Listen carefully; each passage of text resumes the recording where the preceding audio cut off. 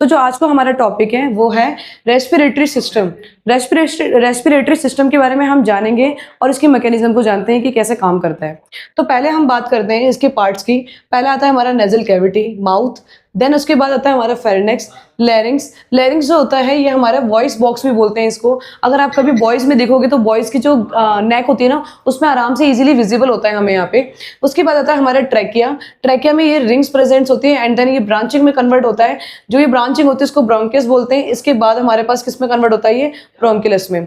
उसके बाद जो ये ब्रोंकियस होते हैं इसके नीचे जो पार्ट्स ये प्रेजेंट होता है ये बैलून लाइक स्ट्रक्चर, इसको बोलते हैं हम एल्वुलाई। एल्वुलाई के बाद ये होता है हमारे लंग्स के अंदर। उसके बाद ये नीचे जो ये वाला पार्ट आता है इसको बोलते हैं हम डायफ्राम।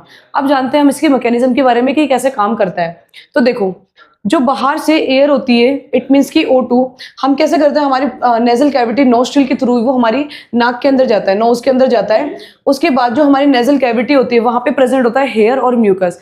हेयर का काम होता है कि जितने भी डस्ट पार्टिकल है उसको वो फिल्टर करे, ठीक है। और जो म्यूकस होता है, म्यूकस का काम होता है कि जितना भी डस्ट पार्टिकल है वो उसको स्टिक कर ले और सिर्फ प्योर O2 ही हमारी बॉडी के अंदर जाए।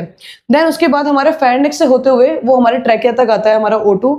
तो जो ये रिंग्स होती है, रिंग्स क्या करती है, प्रिवेंशन करती है कोलैप्सिंग में, कि ताकि वो जो हमारा कोलैप्सिंग ना कर पाए।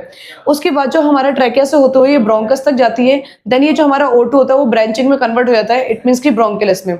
उसके बाद ही हमारे एल्वुलाई में आती है। एल्वुलाई क्या होती है, हमारी बैलून लाइक स्ट्रक्चर होता है। जैसे इसमें O2 आता है ना तो ये फूल जाता है, ठीक है। और जब ये फूल जाता है इसके नीचे होता है ब्लड कैपिलरीज। ब्लड कैपिलरीज का क्या काम होता है, यहाँ से O2 मतलब ऑक्सीजनेटेड ब्लड जो होता है यहाँ से लेके जाएगा और पूरी बॉडी में वो सर्कुलेट कर देगा। और जो हमारी डीऑक्सीजनेटेड ब्लड होता है उसको यहाँ पे छोड़ देता है एल्वुलाई के अंदर, और एल्वुलाई उसको बाहर लेके जाते हैं इसी पाथ से द्वारा वो नेजल कैविटी से बाहर कर देती है। अब देखिए, अब इस डायफ्राम का हम कंडीशन समझते हैं। इसके दो काम होते हैं, एक तो होता है कॉन्ट्रैक्शन और एक्सपेंशन में। कॉन्ट्रैक्शन क्या करता है, जब हम इनहेलेशन करते हैं मतलब कि सांस अंदर लेते हैं तो ये क्या होता है, ये एक्सपेंड हो जाता है। और जैसे हम सांस बाहर छोड़ते हैं ये क्या होता है, कॉन्ट्रैक्ट हो जाता है। तो ये थी इसकी मैकेनिज्म। अगर आपको इसमें कोई भी डाउट हो या कोई आपको नए टॉपिक के बारे में जानना हो तो आप प्लीज़ हमें कमेंट कीजिए।